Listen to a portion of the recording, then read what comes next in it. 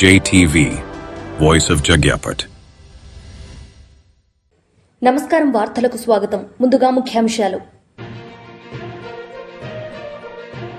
వైఎస్ఆర్సీపీ స్థానిక సంస్థల ప్రజాప్రతినిధులతో వైఎస్ జగన్ సమావేశం. పలు అంశాలపై వివరణ.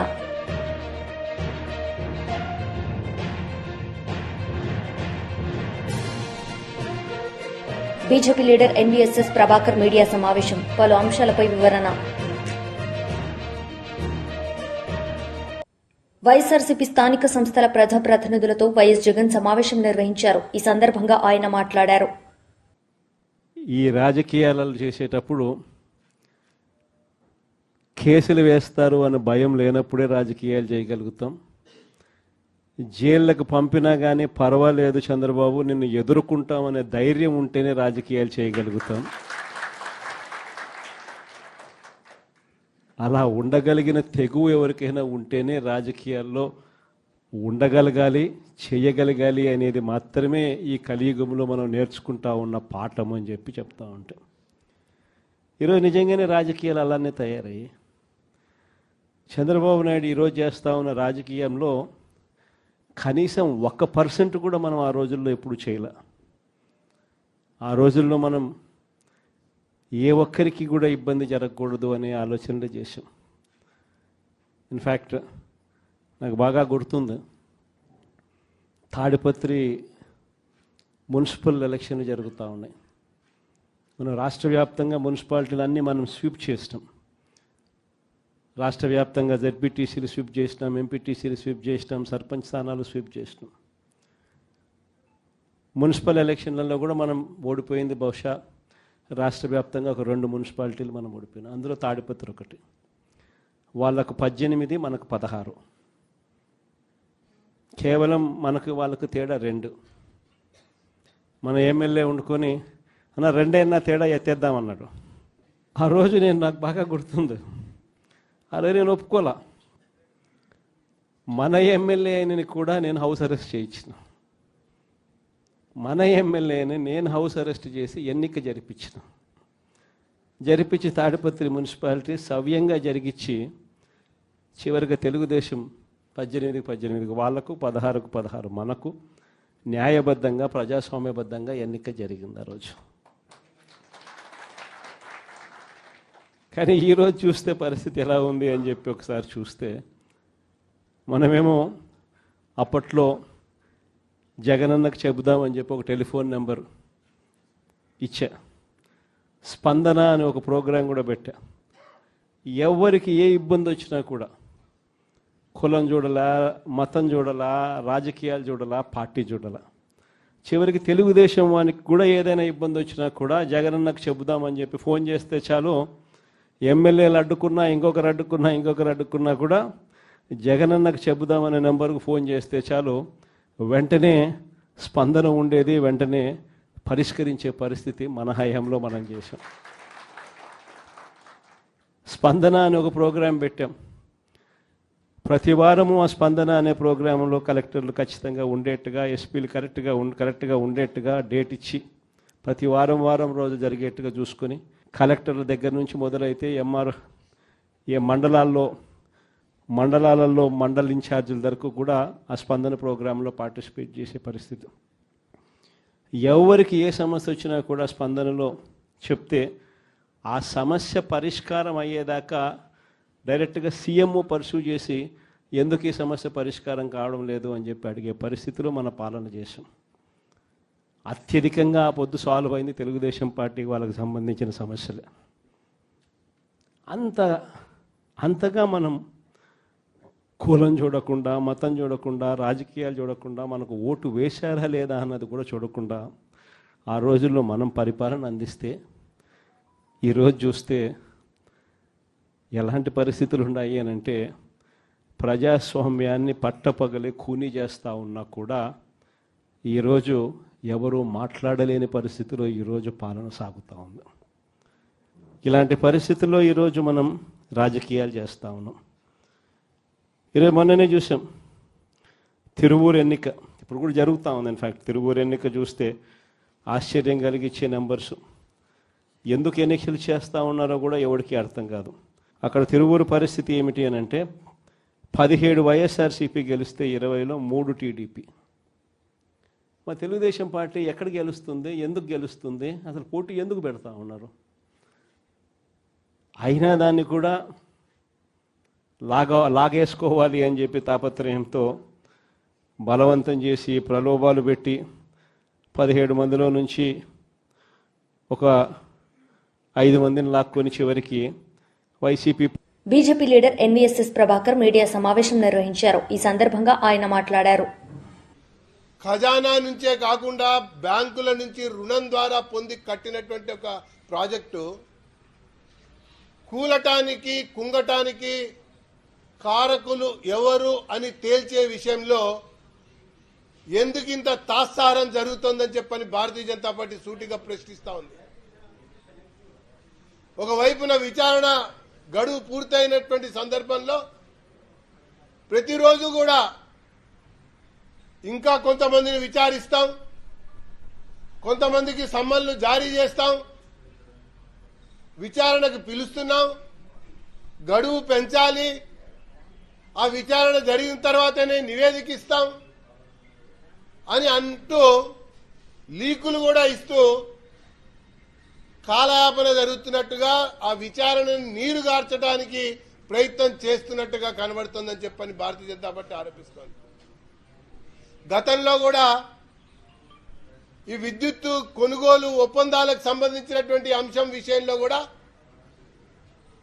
ముందస్తుగానే లీకులు రావటం, పత్రికలలో అంశాలు ప్రచురణ కావటం, దాని ఆధారం చేసుకుని కోర్టుకు వెళ్ళటం, మళ్ళీ అక్కడ స్టే పొందాలని ప్రయత్నం చేసి పొందటం, ఆ యొక్క విద్యుత్ కొనుగోలు ప్రాజెక్టులకు సంబంధించిన విషయంలో దోషుల్ని పట్టలేకపోయారు, విచారణని ముందుకు తీసుకెళ్లలేకపోయారు. అది కూడా నీరుగార్చినటువంటి విషయాన్ని నేను మీకు మనవి చేస్తున్నా. ఈ కాళేశ్వరం యొక్క విచారణను కూడా నీరుగార్చడానికి యొక్క ప్రభుత్వం ప్రయత్నం చేస్తున్నట్టుగా కనబడతా ఉంది. ఒకవైపున ఒత్తిడి పెంచినట్టే పెంచి, మరొక వైపున ఈ రాజకీయ పార్టీల నడుమ డీల్ కుదిరించుకొని విలీనం చేసుకొని సమస్యని పక్కదోవ పట్టించాలని చెప్పని అధిష్టానం ప్రయత్నం చేస్తున్నట్టు, రాష్ట్ర ప్రభుత్వం అందుకు వత్తాసు పలుకుతున్నట్టుగా కనబడుతోందని చెప్పని నేను తీవ్రంగా ఆరోపిస్తా ఉన్నా. ఇకపోతే రాష్ట్రంలో పరిపాలన అనేది పూర్తిగా కూడా కుంటుపడింది. నత్తనడక నడవటమే కాదు, కుంటుపడింది. ప్రతి ఏటా కూడా ఖరీఫ్ వస్తుంది, రబీ పోతుంది. మరి తెలంగాణ రాష్ట్రం ఏర్పడ్డప్పటి నుంచి కూడా పంట దిగుబడి జరిగిన తర్వాత ప్రభుత్వం రైతుల కోసం ధాన్యం కేంద్రాలు తెరిచి ధాన్యాన్ని సేకరించాలా? ఈ మధ్యకాలంలో దళారులకు వదిలిపెట్టి అకాల వర్షాలతో ధాన్యం కుప్పలుగా మార్కెట్ యార్డ్లలో పడి ఉన్నా కూడా పట్టించుకునేటువంటి ప్రభుత్వ పరంగా నాదుడు లేనటువంటి దుస్థితిలో రైతాంగం కొట్టుమిట్టాడుతోంది ఒకవైపున. ఇంకొక వైపున తడిసిన ధాన్యం, పంట నష్టం, మరి అకాల వర్షాలతో నష్టం జరుగుతూ ఉంటే బీమా లేక తల్లడిల్లిపోతున్నటువంటి రైతాంగం ఇంకొక వైపున కనబడతా ఉన్నారు. అది ప్రతి ఏటా ఉన్నదే కదా, ఖరీఫ్ సమయము, రబీ సమయం, ధాన్యం సేకరించవలసినటువంటి బాధ్యత ప్రభుత్వాందే కదా. మరి ఎందుకు రాష్ట్ర ప్రభుత్వం ధాన్యం కొనుగోలు కేంద్రాలని మండల స్థాయి వరకు ప్రారంభించటం లేదని చెప్పని సూటిగా ప్రశ్నిస్తూ ఈ అంశంపైన వ్యవసాయ శాఖ మంత్రికి ఫిర్యాదు చేయబోతున్నాను అని చెప్పని నేను ఈ సందర్భంగా తెలియజేస్తా ఉన్నా. మరి రాష్ట్ర ప్రభుత్వం రైతాంగంతో ఆడుకోవటం అనేది భావ్యం కాదని చెప్పని హెచ్చరిస్తా ఉన్నా. రోజుకొక రైతు మరణిస్తున్నాడు, ఆత్మహత్య చేసుకుంటున్నాడు అన్నటువంటి వార్తలు తెలంగాణ రాష్ట్రంలో రోజు రోజుకి పెరిగిపోతా ఉన్నాయి. కానీ మంత్రులు మాత్రం, ప్రభుత్వం మాత్రం, కేబినెట్ మాత్రం నిమ్మకు నీరెత్తినట్టు వ్యవహరిస్తా ఉన్నది. ఇది రొటీనే అన్నట్టుగా దాటేయటానికి ప్రయత్నం చేస్తా ఉన్నది. ప్రతి విషయంలో కూడా అంతే. కేబినెట్ అనేది కలెక్టివ్ రెస్పాన్సిబిలిటీ అన్నది పోయింది ఏనాడో. ఒకవైపున ఫీజు రీయింబర్స్మెంట్ రిలీజ్ కాక పరీక్షలలో ఉత్తీర్ణులు అయి ఉన్నత అవకాశాల కోసం, ఉన్నత విద్య కోసం, సర్టిఫికేట్ కోసం కళాశాలకు వెళ్తే ఇయని పరిస్థితి ఒక వైపున, రీయింబర్స్మెంట్ జరగనటువంటి పరిస్థితి ఇంకొక వైపున, ఈ మధ్యలో ఫీజు పెంచి విద్యార్థులపై మరింత భారాన్ని మోపే విధంగా ప్రభుత్వం ప్రయత్నించినటువంటి విషయం. అసలు పాలన జరగాలంటే, పరిపాలన జరగాలంటే ఈరోజు ఖాళీ అయిన ఖజానా ఒకవైపున కనబడతా ఉంటే ప్రభుత్వానికి మాత్రం బీర్లు అమ్మాలి, భూములు అమ్మాలి, కొత్తగా బామలని రాష్ట్రమంతటా తిప్పి ప్రజల్ని మభ్యపెట్టడం కొరకు ప్రయత్నం చేస్తోందని చెప్పని బీజేపీ చాలా తీవ్రంగా ఆరోపిస్తా ఉన్నది. ఇంకొక వైపున ప్రభుత్వం రోజు ఒక కొత్త పథకం ప్రవేశపెడుతున్నట్టుగా, కొత్త కొత్త వర్గాలని ఏదో ఆదుకుంటున్నట్టుగా మాట్లాడుతూ ఉన్నది. నిన్న నల్లమల్ల డిక్లరేషన్ కావచ్చు, లేదా సోలార్ పంపు సెట్లకు సంబంధించినటువంటి విషయం కావచ్చు. అసలు కేంద్ర ప్రభుత్వం ఏనాడో పిఎం కుసుమ్ కింద వ్యవసాయదారులకి, హరిజన గిరిజన రైతులకి సబ్సిడీ యొక్క ఆధారంగా సోలార్ పంప్ సెట్లు ఇచ్చేటువంటి కార్యక్రమాన్ని ఏనాడో ప్రారంభించింది. తెలుగుదేశం పార్టీ రాష్ట్ర ఉపాధ్యక్షులు వేమూరి ఆనంద్ సూర్య మీడియా సమావేశం నిర్వహించారు. ఈ సందర్భంగా ఆయన మాట్లాడారు. కూడా కాలేదు. 2024 నుంచి మొదలెట్టిన కార్యక్రమాలు కనుక మనం తీసుకున్నట్లయితే ఈ రాష్ట్రంలో సంపద సృష్టించడానికి, ఈ రాష్ట్రాన్ని అభివృద్ధి చేయటానికి, లక్షలాది మందికి ఉద్యోగ అవకాశాలను కల్పించటానికి, రాష్ట్రాన్ని అభివృద్ధి చేయటానికి కంకణం కట్టుకున్నటువంటి నాయకుడు ముఖ్యమంత్రి వర్యులు శ్రీ నారా చంద్రబాబు నాయుడు గారు. నారా చంద్రబాబు నాయుడు గారు ఏవైతే ఆలోచనలతో మనం పనిచేస్తూ ముందుకెళ్తున్నామో ఆ ఆలోచనలన్నీ కూడా సఫలీకృతమయ్యి ఈ రాష్ట్రంలో సంపద సృష్టింపబడి 5.5 కోట్ల ఆంధ్ర జనాభాకి పూర్తి స్థాయిలో ఫలాలు అందజేయాలనేటటువంటి అకుంఠిత దీక్షతో పనిచేస్తున్నారు ముఖ్యమంత్రి గారు. మీరు గతంలో 2019 నుంచి 2024 వరకు తీసుకున్నట్లయితే జగన్మోహన్ రెడ్డి ఏం చేశాడు? రోడ్ల మరామత్తులు కూడా చేయించలేనటువంటి దౌర్భాగ్య స్థితిలోకి రాష్ట్రాన్ని తీసుకుపోయినటువంటి వ్యక్తి జగన్మోహన్ రెడ్డి. ఆయన చేసినటువంటి ప్రతి కార్యక్రమం కూడా రాష్ట్ర ప్రజలను హింసించేదిగా ఉంది. ఎలా హింసించేదిగా ఉంది? గడిచిన 5 ఏళ్లలో జగన్ పాలనలో రోడ్లు సరిగా లేక 1,15,000 రోడ్డు ప్రమాదాలు జరిగాయి. ఆ రోడ్డు ప్రమాదాల వల్ల 43,000 మంది విలువైనటువంటి మానవ ప్రాణాలను కోల్పోవటం జరిగింది. అది అతని పాలనలో జరిగినటువంటి హింస. ప్రతి విధంగా ప్రతి కార్యక్రమం ద్వారా రాష్ట్ర ప్రజానీకాన్ని హింసించినటువంటి వ్యక్తి ఎవరయ్యా అంటే జగన్మోహన్ రెడ్డి. వైఎస్ జగన్మోహన్ రెడ్డి ఆ హింసలో పాలైపోయి లక్షలాది కుటుంబాల్లో తీవ్రమైనటువంటి విషాదం మిగిల్చింది. ఎంత బాధాకరం అండి. అలాగే 500 కోట్ల రూపాయలు కేటాయించి ఖర్చు చేసిన 10 కోట్లు కూడా ఖర్చు చేయలేనటువంటి పరిస్థితి, దుర్భరమైనటువంటి పరిస్థితి జగన్ రెడ్డి పాలనలో జరిగింది. అంటే ఈ సొమ్మంతా కేటాయింపులు జరగటం, కావలసినటువంటి అవసరాల కోసం ప్రజలకు ఖర్చు పెట్టకపోవటం, దాన్ని తాబేదారు ద్వారా తన ఇంటికి మళ్లించుకోవటం దైనందిన కార్యక్రమంగా తన తాబేదారులైనటువంటి వ్యక్తులు చేపట్టినటువంటి కార్యక్రమంగా నేను ఈ సందర్భం అందరికీ తెలియజేస్తా ఉన్నా. మరి 2014-19 తీసుకున్నట్లయితే చంద్రబాబు నాయుడు గారు 26,000 కిలోమీటర్లు సీసీ రహదారులను, 22,000 కిలోమీటర్లు బీటీ రహదారులను చంద్రబాబు గారు ఆనాడు నిర్మాణం చేయించారు. సుమారు 6,000 కిలోమీటర్ల రాష్ట్ర జాతీయ రహదారుల నిర్మాణం జరిగింది. 36,000 కోట్లతో మరో 5 జాతీయ రహదారుల అభివృద్ధికి అంచనాలు రూపొందించాం ఆనాడు. 8,000 సీసీ రహదారుల నిర్మాణానికి శ్రీకారం చుట్టాం. 8,000 కిలోమీటర్లు సీసీ రహదారులకు నిర్మాణానికి శ్రీకారం చుట్టాం. 2014-19లో చంద్రబాబు నాయుడు గారి ఆధీనంలో 6534 కిలోమీటర్లు మేర కొత్త నిర్మాణాలు, కొత్త రహదారులు, 624 కిలోమీటర్లు పాత రోడ్లు బాగు చేయించడం, ఏఐఐబితో ఒప్పందం చేసుకుని 4,944 కోట్ల రూపాయలతో 70% రుణం ఇచ్చేందుకు ఏఐబికి అంగీకరించటం, ఇవన్నీ కూడా ఈ రాష్ట్రాన్ని దృష్టిలో పెట్టుకుని, ఈ రాష్ట్ర ప్రగతిని దృష్టిలో పెట్టుకుని ఆయన తీసుకున్నటువంటి నిర్ణయాలన్నిటినీ కూడా మరి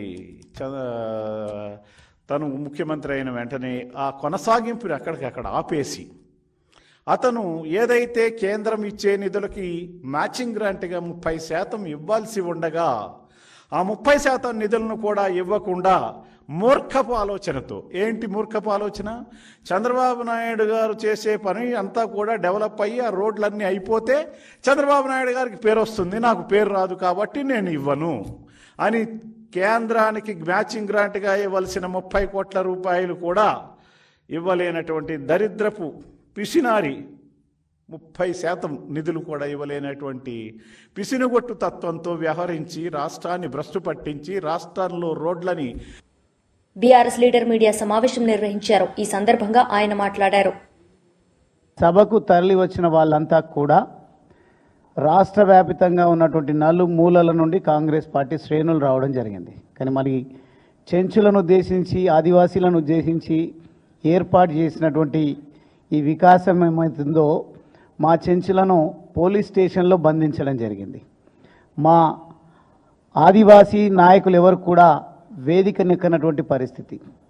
ఎప్పుడు సాధారణంగా మాకున్నటువంటి ఆనవాయితీ, మేము ఏ కార్యక్రమం ఏర్పాటు చేసుకున్నా అది ఆదివాసీలకు, బంజారాలకు ఉద్దేశించిన కార్యక్రమమే కాదు, జనరల్ కార్యక్రమాల్లో కూడా వారికి సముచిత స్థానం కల్పించి, వారిని మాట్లాడించి, వారి సాధక బాధలను విని న్యాయం చేసేటువంటి ప్రయత్నం మా ప్రభుత్వం ఉన్నప్పుడు కేసీఆర్ గారి నాయకత్వంలో మేము అందరం కూడా మా వంతు బాధ్యతగా వారి కోసం చాలా చేయడం జరిగింది. అందులో మచ్చుకు కొన్ని విషయాలను ప్రస్తావించేటువంటి ప్రయత్నం నేను చేస్తాను. ముఖ్యంగా మా ప్రభుత్వం ఉన్నప్పుడు ముఖ్యమంత్రి కేసీఆర్ గారు ఆ రోజు దాదాపుగా 6 లక్షల ఎకరాలకు ROFR పట్టాలు ఇవ్వడం జరిగింది. పట్టాలు ఇవ్వడమే కాదు, విద్యుత్ సౌకర్యం ఏర్పాటు చేయడం కోసం ఇక్కడ ఉన్నటువంటి మా రేగా కాంతారావు గారు, నేను ఆదివాసీని, బంజారాను కాకపోయినప్పటికీ నేను ప్రాతినిధ్యం వహించినటువంటి నియోజకవర్గం పెద్ద సంఖ్యలో ఆదివాసీలు, బంజారాలు ఉండేటువంటి నియోజకవర్గం. ఎప్పుడు వారికి సంబంధించినటువంటి విషయాలపైన చర్చ జరిగినా విధిగా కేసీఆర్ గారు నన్ను పాల్గొనమని చెప్పేది, ఆహ్వానించేది. అప్పుడు నేను వెళ్ళినప్పుడు మేము అక్కడున్నటువంటి వసతుల విషయంలో, ప్రత్యేకించి కొత్త గ్రామ పంచాయతీలను ఏర్పాటు చేసేటువంటి సందర్భంలో చెంచు పెంటలను సైతం గ్రామ పంచాయతీలను చేసినటువంటి చరిత్ర బీఆర్ఎస్ ప్రభుత్వానికి ఉంది. అదే మాదిరిగా అక్కడున్నటువంటి ఆరాధ్య దైవంగా భావించేటువంటి బౌరాపూర్ చెంచు మహాలక్ష్మి దేవాలయం నిర్లక్ష్యానికి గురైతే ఎట్లయితే మేడారం సమ్మక్క సారక్క సంబరాలు జరుగుతాయో ఆ మాదిరిగా చెంచుల ఆత్మగౌరవాన్ని చాటే విధంగా ప్రభుత్వమే నిధులు కేటాయించి 10 లక్షలు 15 లక్షలు కేటాయించి సంవత్సరానికి స్వామివారి కళ్యాణం, ఆ దేవత కళ్యాణాన్ని మేము నిర్వహించడం జరిగింది. ప్రతి ఒక్కరిని ప్రభుత్వ ఖర్చులతో ట్రాన్స్పోర్టేషన్ ఏర్పాటు చేసి, వసతులు ఏర్పాటు చేసి, మంచి భోజన వసతులు కల్పించి వారికి మేము ఉన్నామనే ఆత్మస్థైర్యాన్ని ఇవ్వడంతో పాటుగా చెంచు పెంటలకు ట్రాన్స్పోర్టేషన్ లేకపోతే చెంచు పెంటలకు మేము ఆటోలను ఏర్పాటు చేసి రవాణా సౌకర్యాన్ని కల్పించడం జరిగింది.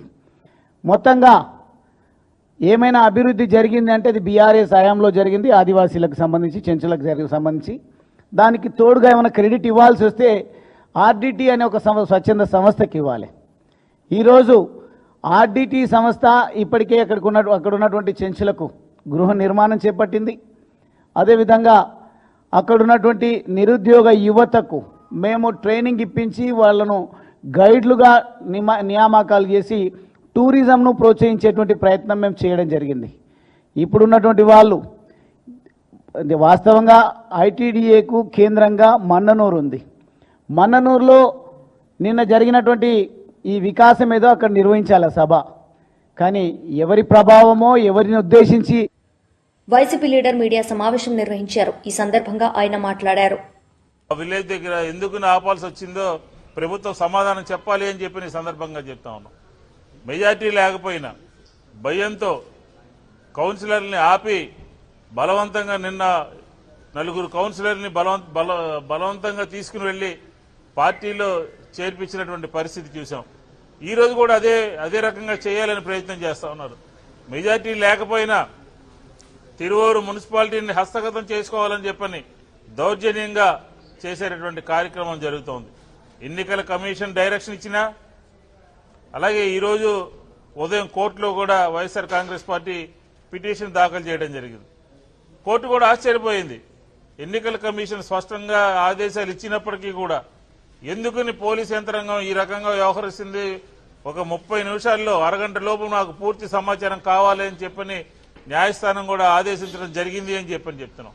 అంటే ఈ ప్రభుత్వానికి కానీ, ఈ కూటమి ప్రభుత్వానికి కానీ, పోలీస్ యంత్రాంగం కానీ, ఎన్నికల కమిషన్ అన్నా లేకపోతే న్యాయస్థానాలన్నా లెక్కలేనటువంటి పరిస్థితి కనపడతా ఉంది. మెజార్టీ ఉన్నప్పుడు, మీకు మెజార్టీ ఉంటే ఎందుకు ఇలాంటి అరాచకమైనటువంటి కార్యక్రమాలకి, ఎందుకు ఈ రకమైనటువంటి కార్యక్రమాలకి పాల్పడుతున్నారో ఆంధ్ర రాష్ట్ర ప్రజలకి సమాధానం చెప్పాల్సినటువంటి అవసరం ఉన్నది అని చెప్పిన వైఎస్ఆర్ కాంగ్రెస్ పార్టీ డిమాండ్ చేస్తోంది. ఇప్పటికైనా సరే మా కౌన్సిలర్తో, మా గుర్తు మీద గెలిచినటువంటి కౌన్సిలర్తో మీరు చైర్మన్ తీసుకోవడానికి ప్రయత్నం చేస్తా ఉన్నారు. ఇది అప్రజాస్వామికము, అన్యాయము అని చెప్తా ఉన్నాం. దౌర్జన్యంతో మీరు మున్సిపల్ చైర్మన్ స్థానం సంపాదించాలని ప్రయత్నం చేస్తారు. ఇది సాగదు. ఇది ప్రజాస్వామ్యంలో ఇలాంటి దానికి తావులేదు. ఖచ్చితంగా రెడ్డిగూడెం దగ్గర నుంచి కౌన్సిల్ హాల్ వరకు, తిరువూరు మున్సిపాలిటీలో ఎన్నిక జరిగే వరకు కూడా పోలీసులు భద్రత కల్పించాలి అని చెప్పి డిమాండ్ చేస్తా ఉన్నాం. ఉదయం నుంచి అడుగుతా ఉన్నాం, అధికారులందరికీ చెప్తా ఉన్నాం. వాళ్ళు చెప్పేది ఒకటి, క్షేత్రస్థాయిలో జరిగేటటువంటి కార్యక్రమం వేరేది. ఎన్నికల కమిషన్ నిన్న డైరెక్షన్ ఇస్తే విజయవాడ నుంచి ఎన్నికల కౌన్సిల్ హాల్ వరకు ఎందుకని మీరు భద్రత కల్పించలేకపోయారు, ఎందుకని మీరు గన్మెన్ లేవలేకపోయారు, దానికి సమాధానం చెప్పండి. ఆ రోడ్డు తిరువూరు వస్తే భద్రత కల్పిస్తారంట. విజయవాడ నుంచి తిరువూరు మార్గ మధ్యంలో కూటమి నేతలు రౌడీజంగా, అరాచకంగా రోడ్ల మీద నుంచి ఎవరు వెళ్లకుండా అడ్డుకునేటటువంటి ప్రయత్నం చేస్తున్నారు. ఎందుకు అంత కక్కుర్తి మీకు? మెజార్టీ లేనప్పుడు ఎందుకు రావాలి రోడ్డు మీదకి? పోలీసులను అడ్డం పెట్టుకుని కౌన్సిల్ సంపాదించాలని ప్రయత్నం చేస్తున్నారా? కాబట్టి ఈ అరాచక పాలనలో అందుకనే ఈరోజు మళ్లీ వచ్చి ఎన్నికల కమిషన్ దృష్టికి తీసుకువెళ్లి నిన్న మీరు ఇచ్చినటువంటి ఆర్డర్ని ఒబే చేయకుండా రోడ్డు మీద కౌన్సిల్ అందరినీ ఆపడం జరిగింది అని చెప్పి కంప్లైంట్ చేయడం జరిగింది. మందకృష్ణ మాదిగ కలిసి మాజీ మంత్రివర్యులు ఆంధ్రప్రదేశ్ రాష్ట్ర SC commission K S Jawahar media సమావేశం. కొవ్వూరు మాజీ మంత్రివర్యులు ఆంధ్రప్రదేశ్ రాష్ట్ర ఎస్సీ కమిషన్ జవహర్ నివాసంలో ఎంఆర్పీఎస్ వ్యవస్థాపకులు మందకృష్ణ మాదిగ మీడియా సమావేశం.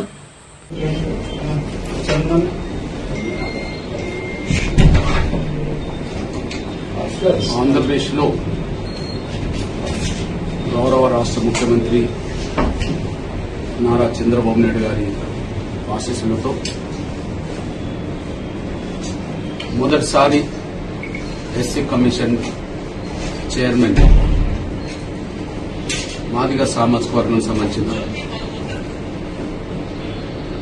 రాష్ట్ర మాజీ మంత్రివర్యులు, జాతికి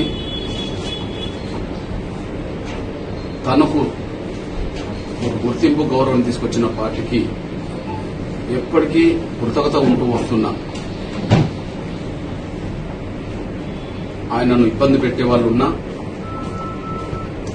ఆయనను అవమానించే వాళ్ళున్నా, పార్టీని అధినేతనే నమ్ముకొని ముందుకు సాగిన, అవకాశాలు వచ్చినా రాకపోయినా చంద్రబాబు నాయుడు గారిని నమ్ముకోవడం వల్ల మొదటిసారి SC commission chairman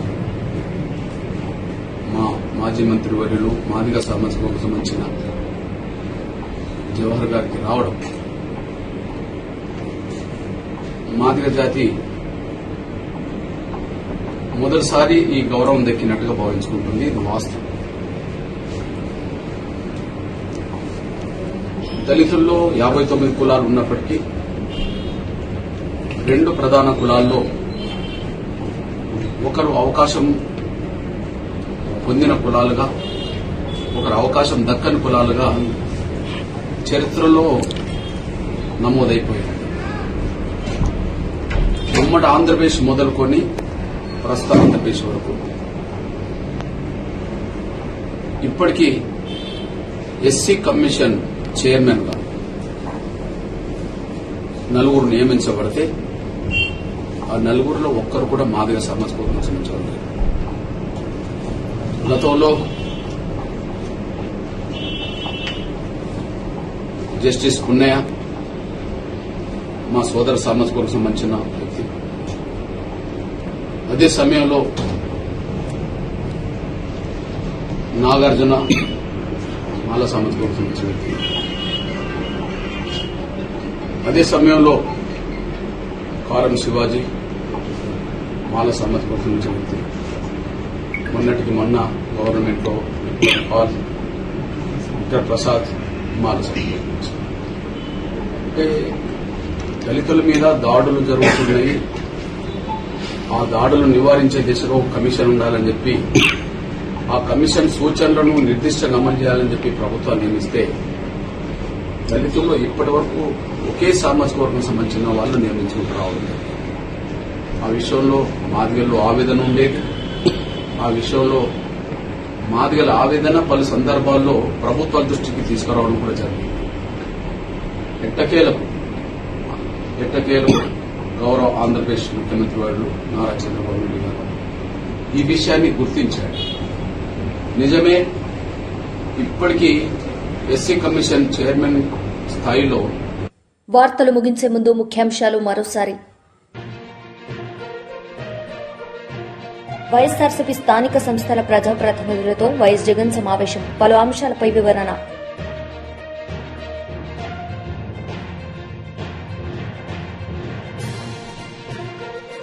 BJP leader NVSS Prabhakar media సమావేశం. పలు అంశాలపై వివరణ. ఈ వార్తలు ఇంతటితో సమాప్తం. తిరిగి ప్రసారమయ్యే వార్తల్లో మళ్లీ కలుద్దాం. అంతవరకు సెలవు. నమస్తే.